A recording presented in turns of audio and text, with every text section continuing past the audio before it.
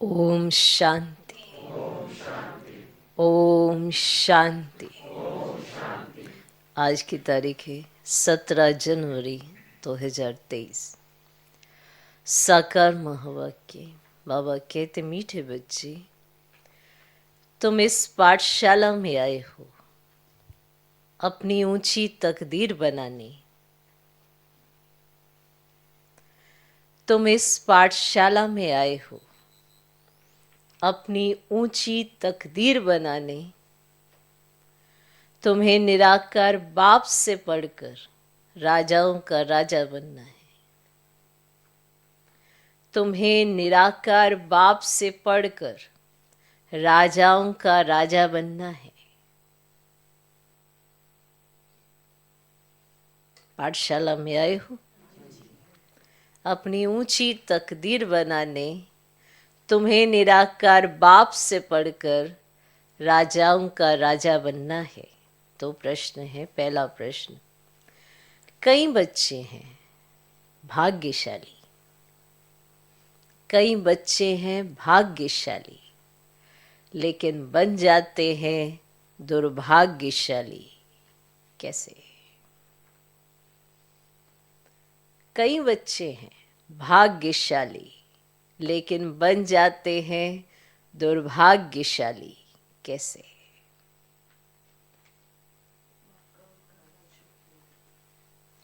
है वो भाग्यशाली, माना है वो भाग्यशाली, पर वो बन जाते दुर्भाग्यशाली। माना बाबा देखे तो वो है भाग्यशाली, पर वो बन जाते दुर्भाग्यशाली। कैसे? उत्तर, वे बच्चे भाग्यशाली हैं जिन्हें कोई भी कर्म बंधन नहीं है। बताओ, सही है ना? भाग्यशाली हैं, कोई कर्म बंधन नहीं है, कोई बंधन नहीं है, अर्थात कर्म बंधन मुक्त है। कोई बंधन नहीं, किसी का बंधन नहीं, कोई बंधन नहीं, है ना? कोई भी कर्म बंधन नहीं है, अर्थात कर्म बंधन मुक्त है। परंतु फिर भी यदि पढ़ाई में अटेंशन नहीं देते, बुद्धि इधर उधर भटकती रहती है, पढ़ाई में अटेंशन नहीं देते, बुद्धि इधर उधर भटकती रहती है, एक बाप जिससे इतना भारी वर्षा मिलता उसे याद नहीं करते, तो भाग्यशाली होते भी दुर्भाग्यशाली कहेंगे।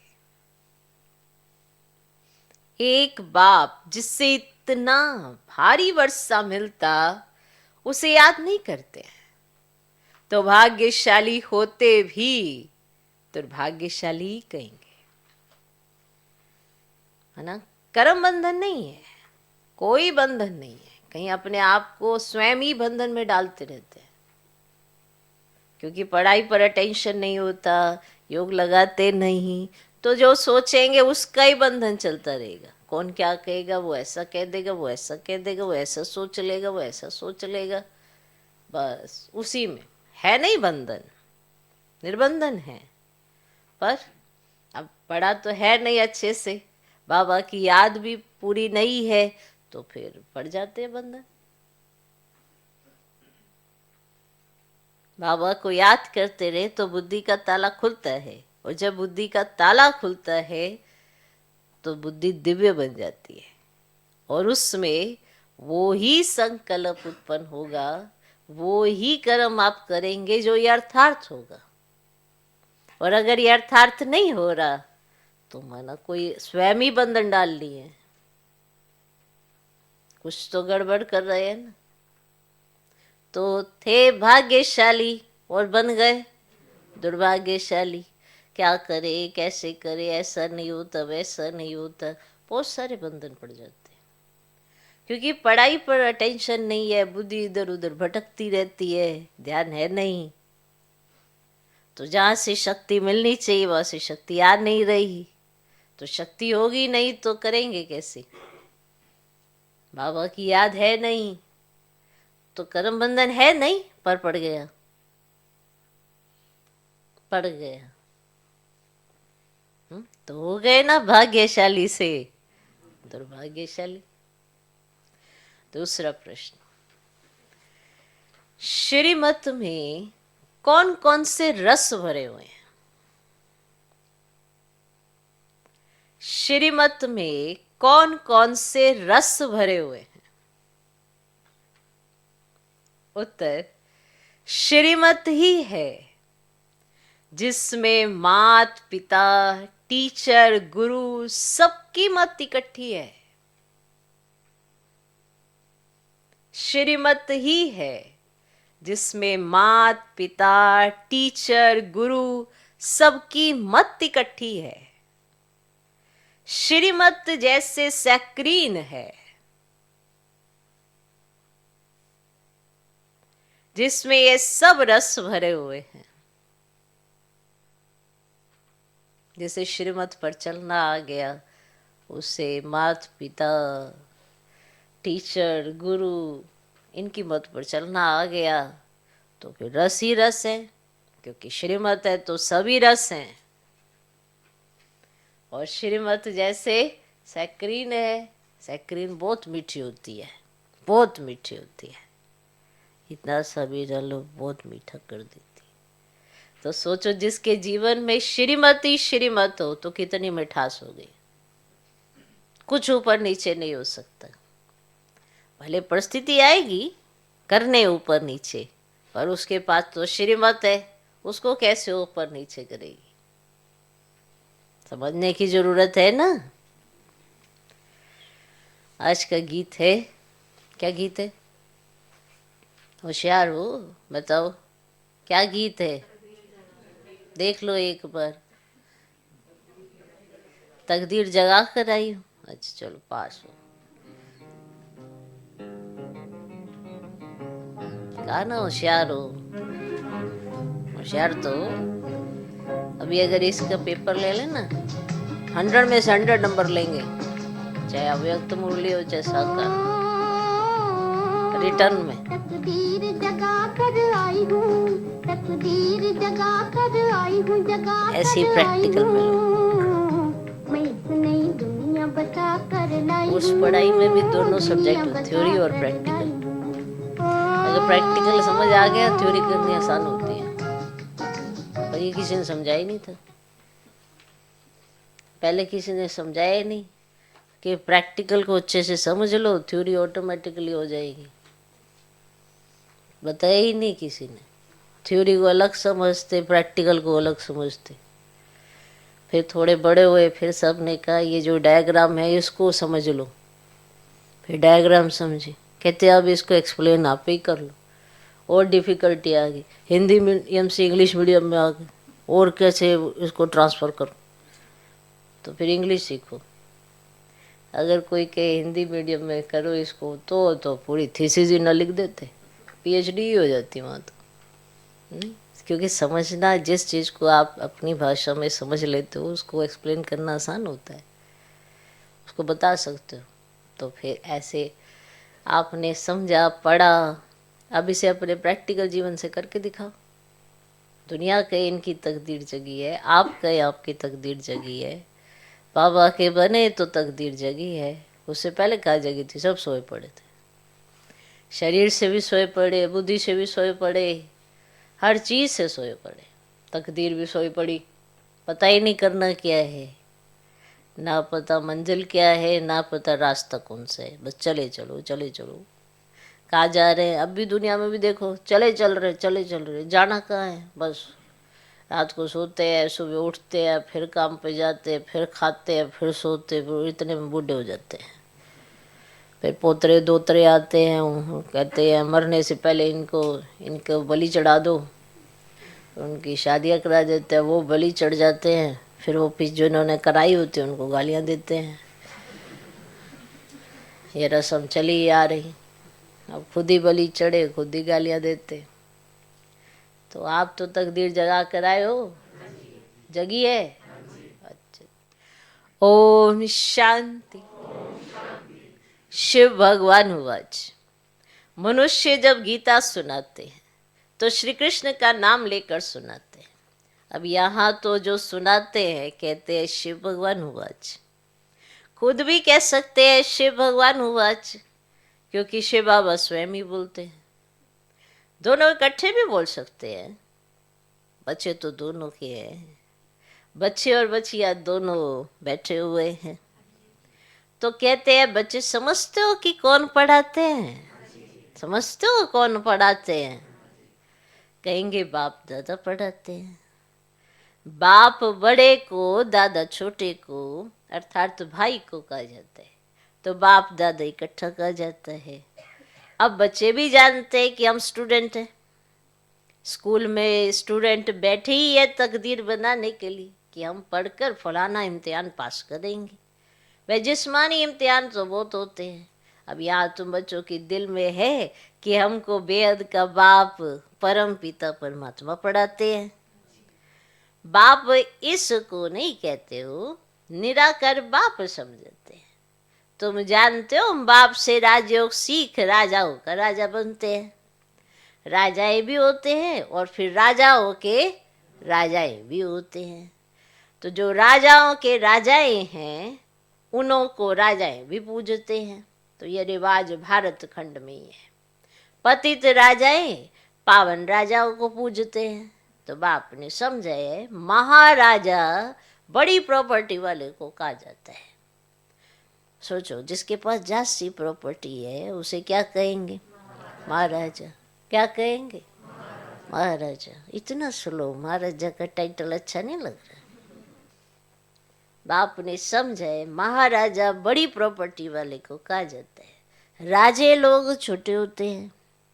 आजकल तो कोई कोई राजाओं की महाराजाओं से भी जास्ती प्रॉपर्टी होती है। आजकल अंदर रखी उसने गुप्त टाइटल है राजा का और एक टाइटल है महाराजा का, पर महाराजा के पास इतनी प्रॉपर्टी नहीं जितना राजे के पास। ये आजकल की रस्म है। पहले तो बहुत कायदेशीर होता है, जिसके पास जितनी जास्ती प्रॉपर्टी उतना बड़ा टाइटल। और कोई कोई को साहूकारों को राजाओं से भी जास्ती प्रॉपर्टी होती है आजकल। तो साहूकारों के पास राजाओं से भी जास्ती प्रॉपर्टी। वहां ऐसे अनलॉफुल नहीं होता है ना। पॉइंट कितना बड़ी, अनलॉफुल नहीं होता। महाराजा है उसके पास जास्ती प्रॉपर्टी, फिर उसके बाद राजा, फिर साहूकार। यहाँ का तो उल्टा ही हो गया है। साहूकार के पास राजाओं से जास्ती प्रॉपर्टी है और राजा के पास महाराजा से जास्ती प्रॉपर्टी है। तो हो गया ना अनलॉफुल। वहाँ ऐसा अनलॉफुल नहीं होता। वहाँ तो सब कुछ कायदे अनुसार होगा। बड़े महाराजा पास बड़ी प्रॉपर्टी होगी। तो तुम बच्चे जानते हो हमको बेहद का बाप बैठ पढ़ाते हैं। परमात्मा बिगर राजाओं का राजा, स्वर्ग का मालिक कोई बना ही नहीं सकता। तो स्वर्ग का रचयिता है ही निराकार बाप। उनका नाम भी गाते हैं हेवनली गॉड फादर। तो बाप साफ समझाते हैं मैं तुम बच्चों को फिर से स्वराज्य देकर राजाओं का राजा बनाता हूं। अब तुम जानते हो हम तकदीर बना कर आए हैं। तो बेहद के बाप से राजाओं का राजा बनने, कितनी खुशी की बात है। तो बड़ा भारी इम्तिहान है। बाबा कहते श्रीमत पर चलो।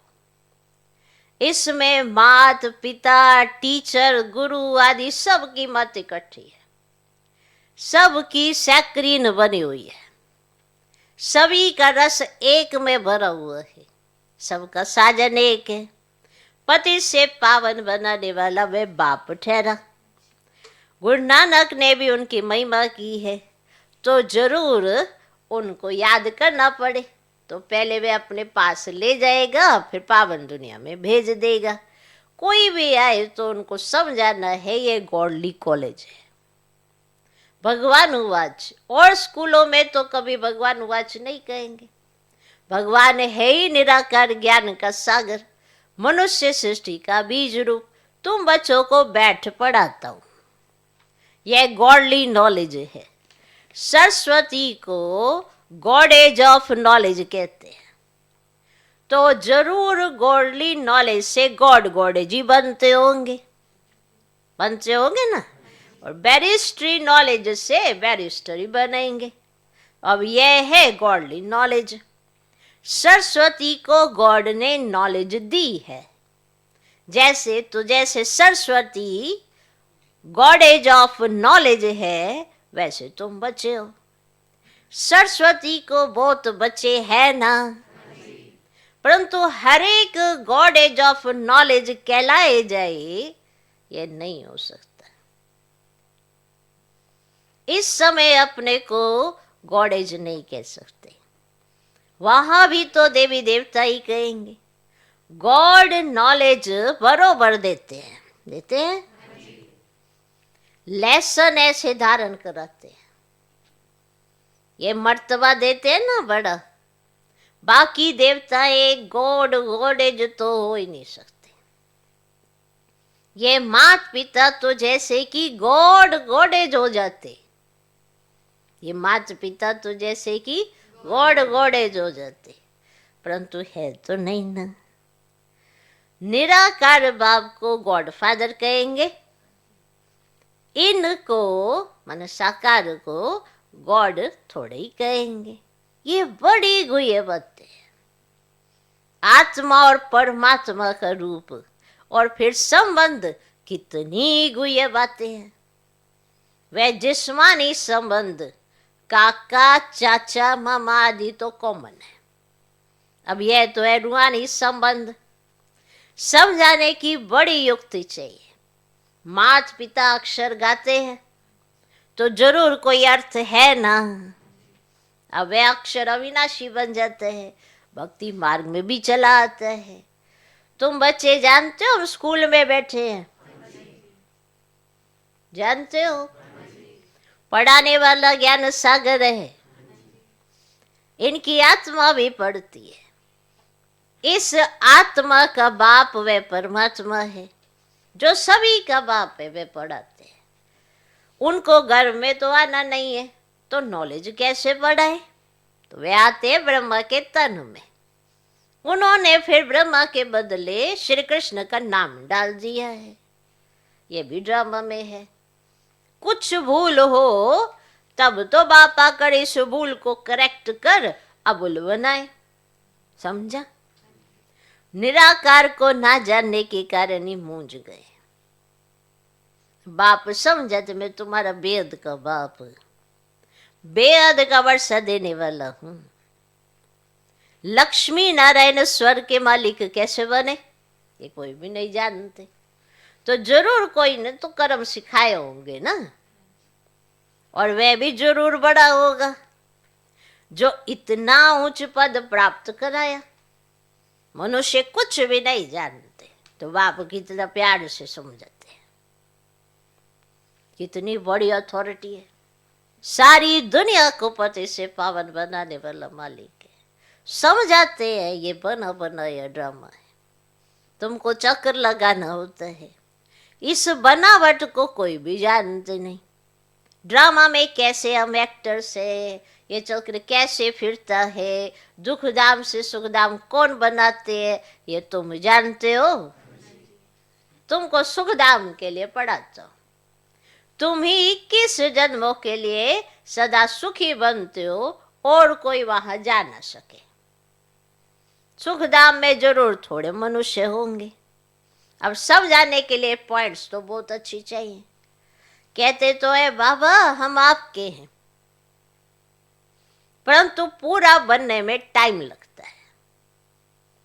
कोई का कर्म बंधन झट छूट जाता है, कोई को टाइम लगता है।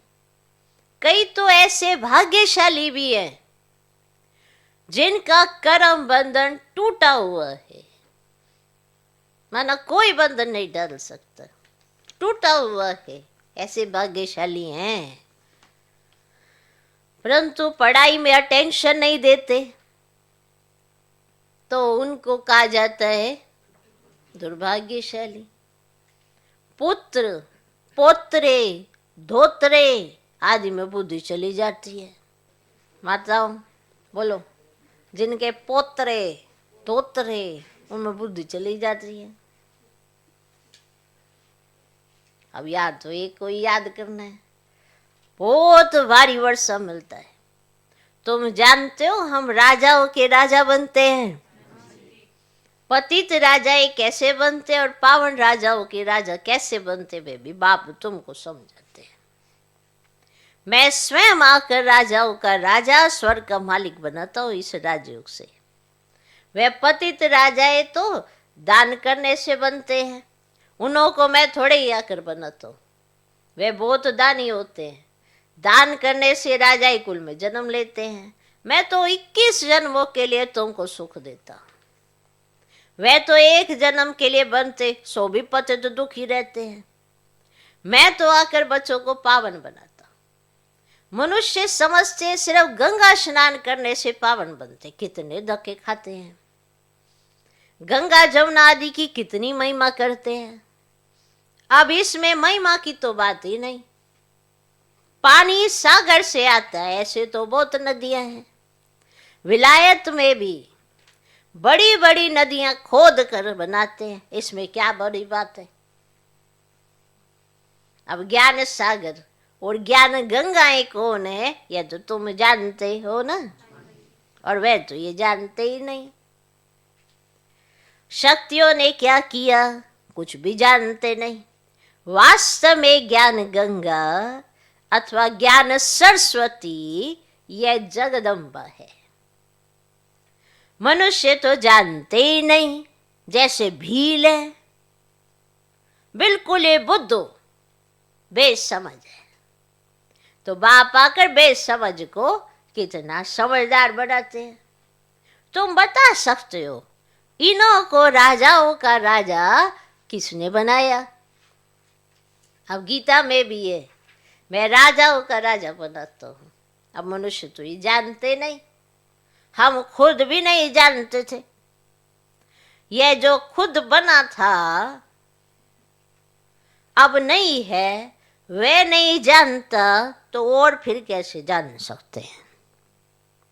अब सर्वव्यापी के ज्ञान में कुछ भी है ही नहीं। योग किससे लगाए, किसके साथ लगाए, पुकारे किसको। खुद ही खुदा है, फिर प्रार्थना किसकी करेंगे। बड़ा मंडर है। बहुत भक्ति जो करते हैं ना उनका मान होता है। भक्त माला भी है ना, अब ज्ञान माला है, रुद्र माला, यह फिर भक्त माला, अब वह है निराकारी माला। तो सभी आत्माएं वहाँ रहती है। अब उनमें भी पहला नंबर आत्मा किसकी है, जो नंबर 1 में जाते हैं। सरस्वती की आत्मा व ब्रह्मा की आत्मा नंबर 1 पढ़ती है। यह आत्मा की बात है। भक्ति मार्ग में तो सब जिस्मानी बातें। फलाना भक्त ऐसा था, उनके शरीर का नाम लेंगे, तुम मनुष्य को नहीं कहेंगे। तुम जानते हो ब्रह्मा की आत्मा क्या बनती है, जानते हो। वे जाकर शरीर धारण कर राजाओं का राजा बनते हैं। आत्मा शरीर में प्रवेश कर राज्य करती है। अभी तो राजा नहीं है, राज्य करती तो आत्मा है ना। मैं राजा हूं, मैं आत्मा हूं, इस शरीर का मालिक हूं। अहम आत्मा शरीर का नाम श्री नारायण धराए, फिर राज्य करेंगे। तो आत्मा ही सुनती हो, धारण करती है। आत्मा में संस्कार रहते हैं। अब तुम जानते हो हम बाप से राजा ही लेते हैं श्रीमत पर चलने से। तो बाप दादा दोनों मिलकर कहते हैं बच्चे। अब दोनों को बच्चे कहने का हक है। आत्मा को कहते हैं निराकारी बच्चे, मुझे बाप को याद करो। और कोई कह ही ना सके कि ये निराकारी बच्चे है ना, हे आत्माएं मुझे बाप को याद करो। अब कहते हे आत्माएं, मुझ बाप को याद करो तो इस योग अग्नि से तुम्हारे विक्रम विनाश होंगे। बाकी गंगा स्नान से कभी कोई पाप आत्मा से पुण्य आत्मा नहीं बन सकते। गंगा स्नान कर फिर घर में आकर पाप करते हैं, इन विकारों के कारण ही तो पाप आत्मा बनते हैं। तो यह कोई समझते ही नहीं। तो बाप समझाते हैं कि अब तुमको राहु का कड़ा ग्रहण लगा हुआ है। पहले हल्का ग्रहण होता है, अब दे दान तो छूटे ग्रहण। प्राप्ति बहुत भारी है, तो पुरुषार्थ भी ऐसे करना चाहिए ना। अब प्राप्ति इतनी भारी तो पुरुषार्थ भी भारी करना चाहिए। तो बाप कहते मैं तुमको राजाओं का राजा बनाऊंगा, इसलिए मुझे और वर्षे को याद करो, अपने 84 जन्मों को याद करो। इसलिए बाबा ने नाम ही रखा है स्वदर्शन चक्रधारी बच्चे। तो स्वदर्शन का ज्ञान भी चाहिए ना। तो बाप समझाते हैं देखो बच्चे, ये पुरानी दुनिया खत्म होनी है, तुमको नई दुनिया में ले चलता हूं। अब सन्यासी तो सिर्फ घर बार को भूलते हैं, तुम सारी दुनिया को भूलते हो। तो ये बाप ही कहते ना कि शरीर बनो, मैं तुमको नई दुनिया में ले चलता हूं। इसलिए पुरानी दुनिया से, पुराने शरीर से देखो बच्चे ममत्व तोड़ो, फिर नई दुनिया में तुमको नया शरीर मिलेगा। देखो श्री कृष्ण को श्याम सुंदर कहते हैं, तो सतयुग में वह गोरा था, गोरा था। अब अंतिम जन्म में काला हो गया, तो कहेंगे ना श्याम ही सुंदर बनता है। फिर सुंदर से श्याम बनते, तो नाम रख दिया है श्याम सुंदर। तो काला बनाते हैं 5 विकार रावण, और फिर गोरा बनाते हैं परम पिता परमात्मा। तो चित्र में भी दिखाया है कि मैं पुरानी दुनिया को लात मार गोरा बन रहा हूं, चित्र में दिखाया है। तो ब्रह्म बबत चित्र में दिखाया ना, देखा चित्र सबने। मैं पुराने दुनिया को लात मार गोरा बन रहा हूं। गोरी आत्मा स्वर्ग की मालिक बनती, काली आत्मा नरक की मालिक बनती है। तो आत्मा ही तो गोरी और काली बनती है। अब बाप कहते तुमको पवित्र बनना है। वह हठ योगी पवित्र बनने के लिए बहुत हट करते हैं, परंतु योग बिगड़ तो पवित्र बन न सके, या तो सजाए खाकर पवित्र बनना पड़े। इसलिए बाप को क्यों न याद करें, और 5 विकारों को भी जीतना है। तो बाप कहते ये काम विकार ही आदि मध्यांत दुख देने वाले। जो विकारों को नहीं जीत सकते वह बैकुंठ के राजा थोड़े बन सकते हैं। इसलिए बाप कहते देखो मैं तुमको कितने अच्छे कर्म सिखलाता हूँ। तो बाप टीचर सतगुरु रूप में, तो योग बल से विक्रम विनाश कराए, विक्रमाजीत राजा बनाता हूँ। वास्तव में सत्य के देवी देवताओं को ही विक्रमाजीत कहा जाता है।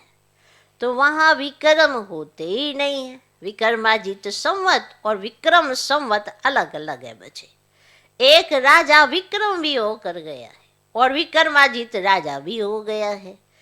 हम अभी विक्रमों को जीत रहे हैं, फिर द्वापर से नए सिर विक्रम शुरू होते हैं। तो नाम रख दिए राजा विक्रम। तो देवताएं हैं विक्रमाजीत, अभी हम वे बनते हैं। फिर जब वहां मार्ग में जाते हैं ना, तो विक्रमों का खाता शुरू हो जाता है। तो यहाँ विक्रमों का खाता चुकतु कर फिर हम विक्रमाजीत बनते हैं। वहाँ कोई विक्रम बचे होते ही नहीं। तो बच्चों को तो ये नशा होना चाहिए कि हम विक्रमाजीत बनते हैं, वहाँ कोई विक्रम नहीं होगा। नशा है कि हम क्या बनते हैं, हम अपनी तकदीर बनाते हैं। तो यह है बड़े से बड़ी तकदीर बनाने की पाठशाला। और सत्संग में तकदीर बनने की तो देखो बच्चे कोई बात ही नहीं रहती, और पाठशाला में हमेशा तकदीर बनती है। तुम जानते हो हम नर से नारायण अथवा राजाओं का राजा बनेंगे, जानते हो? अब बरोबर पतित राजाएं पावन राजाओं को पूजते, मैं तुमको पावन बनाता हूँ। पतित दुनिया में तो राज्य नहीं करेंगे, अच्छा, समझा? मीठे मीठे सिखिलदे बच्चों प्रति माता पिता बाप दादा का याद प्यार और गुड मॉर्निंग। रूहानी बाप की रूहानी बच्चों को नमस्ते। हम रूहानी बच्चों की भी रूहानी बाप को नमस्ते नमस्ते नमस्ते। Good morning good morning good morning. धारणा के लिए उनके सर पहला पॉइंट, बुद्धि में स्वदर्शन चक्र का ज्ञान रख, राहु के ग्रहण से मुक्त होना है। बुद्धि में स्वदर्शन चक्र का ज्ञान रख, राहु के ग्रहण से मुक्त होना है। श्रेष्ठ कर्म और योग बल से विकर्मों का खाता चुकतू कर विकर्माजीत बनना है। बुद्धि में स्वदर्शन चक्र का ज्ञान रख, राहु के ग्रहण से मुक्त होना है। श्रेष्ठ कर्म और योग बल से विकर्मों का खाता चुकतू कर विकर्माजीत बनना है। दूसरा पॉइंट, अपनी ऊंची तकदीर बनाने के लिए, अपनी ऊंची तकदीर बनाने के लिए पढ़ाई पर पूरा पूरा ध्यान देना है। अपनी ऊंची तकदीर बनाने के लिए पढ़ाई पर पूरा पूरा ध्यान देना है। आज का वरदान, बाहरे मुक्ता के रसों की आकर्षण के बंधन से मुक्त रहने वाले, बाहरे मुक्ता के रसों की आकर्षण के बंधन से मुक्त रहने वाले जीवन मुक्त भव। बाहरे मुक्ता के रसों की आकर्षण के बंधन से मुक्त रहने वाले जीवन मुक्त भव। बाहरे मुक्ता अर्थात व्यक्ति के भाव स्वभाव और व्यक्त भाव के वाइब्रेशन, संकल्प बोल और संबंध संपर्क द्वारा एक दो को व्यर्थ की तरफ उकसाने वाले, सदा किसी ना किसी प्रकार के व्यर्थ चिंतन में रहने वाले, आंतरिक सुख शांति और शक्ति से दूर, ये बाहरे मुक्ता के रस भी बाहर से बहुत आकर्षित करते। कुछ समझ आया? बाहरे मुक्ता क्या होती है? माना व्यक्ति के भाव स्वभाव और व्यक्त भाव के वाइब्रेशन, संकल्प बोल और संबंध संपर्क द्वारा एक दो को व्यर्थ की तरफ उकसाने वाले, सदा किसी ना किसी प्रकार के व्यर्थ चिंतन में रहने वाले, आंतरिक सुख शांति और शक्ति से दूर, ये बाहरे मुक्ता के रस भी बाहर से बहुत आकर्षित करते हैं। इसलिए पहले इसको कैंची लगाओ, ये काटो। ये रस ही सूक्ष्म बंधन बन सफलता की मंजिल से दूर कर देते हैं। जब इन बंधनों से मुक्त बनो तब कहेंगे जीवन मुक्त। ये जो व्यर्थ का ताना बाना बुन लेते हैं ना और फिर उसके बंधन में फंस जाते हैं, फिर कहते हैं क्या हो रहा है, क्यों हो रहा है, कैसे हो गया, ये सब रस है जो अपनी तरफ आकर्षित कर लेते हैं, व्यर्थ की तरफ ले जाते। खुद का व्यर्थ चिंतन चलेगा, दूसरे का भी चलाएंगे। ऐसे वाले बहुत मिलेंगे आपको। ओके, आज का स्लोगन, जो अच्छे बुरे कर्म करने वालों के प्रभाव के बंधन से मुक्त साक्षी व रहमदिल हैं, वही तपस्वी हैं। जो अच्छे बुरे कर्म करने वालों के प्रभाव के बंधन से मुक्त साक्षी व रहमदिल हैं, वही तपस्वी हैं। अच्छे का भी प्रभाव पड़ता है, बुरे का भी प्रभाव पड़ता है, दोनों का प्रभाव पड़ता है। पर अगर दोनों के प्रभाव से अगर हम मुक्त रहते हैं, दोनों का ही प्रभाव आप पर ना पड़े, कई बार कोई अच्छा होता है उसके गुण ही प्रभावित करने लगते हैं, उसके ही आकर्षण में चले जाते हैं, तो बाप को भूल जाते हैं। बाप की विस्मृति होने लगती है, उन्हीं के ही गुणगान करने लगते हैं। तो अच्छे का भी अगर कभी हम ऐसे गुणगान करते रहेंगे तो बाप विस्मृत हो जाएगा, बुरे कर्मों में भी जाएंगे तो भी बाप विस्मृत हो जाएगा। तो जो इन सब के प्रभाव, चाहे कोई अच्छा चाहे बुरा, कोई भी कर्म करने वालों के अगर प्रभाव में आप नहीं आते हैं और ये मुक्त अवस्था है तो आप तपस्वी हैं। एक तो आपके अंदर साक्षी भाव है, रहम भाव होगा, क्योंकि आपकी दृष्टि जो होगी सबके लिए सम रहेगी, एक बराबर, तो आप ही फिर वो तपस्वी बनेंगे। तो जो अच्छे बुरे कर्म करने वालों के प्रभाव से, बंधन के प्रभाव के बंधन से मुक्त साक्षी व रहमदिल हैं, वही तपस्वी हैं। इस पर आप भी विचार करना कि ऐसा होता है कि नहीं होता। कई बार हम बुरे के प्रभाव में नहीं आते, अच्छों के प्रभाव में आ जाते हैं और फिर उन्हीं के गुणगान करने लगते हैं, उन्हीं की महिमा गाने लगते हैं। ये भूल जाते हैं कि अगर कोई अच्छा भी है तो उसके पीछे कौन है। सदा याद रखें कि उसके पीछे है बाबा, तो ही वो अच्छा है। चाहे कोई भी हो, जितने भी गुण आप देखते हैं तो गुणवान कौन है? बाबा ना, तभी तो गुण बंटे हुए हैं।